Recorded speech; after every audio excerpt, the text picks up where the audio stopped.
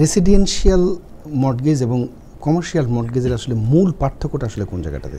That's a very good question. আমাদের main চারটা পার্থক্য হচ্ছে গিয়ে যে রেসিডেন্সিয়ালটা হচ্ছে গিয়ে আপনার নিজে থাকার জন্য, আপনার প্রাইমারি রেসিডেন্সিয়াল, আপনি নিজে থাকবেন, আপনার কিচেন পছন্দ হতে হবে, আপনার বাথরুম পছন্দ হতে হবে, আপনার স্কুল ডিস্ট্রিক্ট পছন্দ হতে হবে, আপনার বাড়ির সামনে গাছ আছে নাকি, এই জিনিসগুলো কতটুকু জায়গা আছে, অনেক জিনিস, কারণ এখানে আপনি থাকবেন, এখানের মধ্যে একটা ইমোশনাল অ্যাটাচমেন্ট আছে। কমার্শিয়াল রিয়েল এস্টেট হচ্ছে গিয়ে নাম্বার, আপনি একটা ইনভেস্ট করবেন, আপনি $1 মিলিয়ন ইনভেস্ট করবেন, ওইটা রিটার্ন আসবে কিনা না, আপনার রিস্ক কতটুকু আছে, এইটার উপরে ডিপেন্ড করে।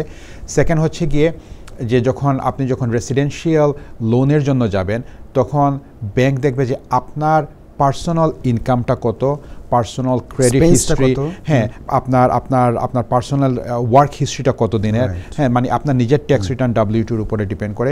কমার্শিয়াল রিয়েল এস্টেট আমরা হিসাব করি বিল্ডিংয়ের ইনকাম থেকে।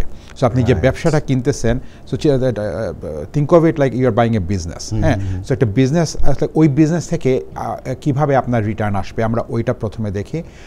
আরেকটা জিনিস হচ্ছে গিয়ে যে আমাদের রেসিডেন্সিয়ালের লোনের টার্ম 30 বছরের জন্য ফিক্স করা থাকে, হ্যাঁ, আর অনেকটা রেগুলেটেড থাকে ফেডারেল স্টেট লেভেলের।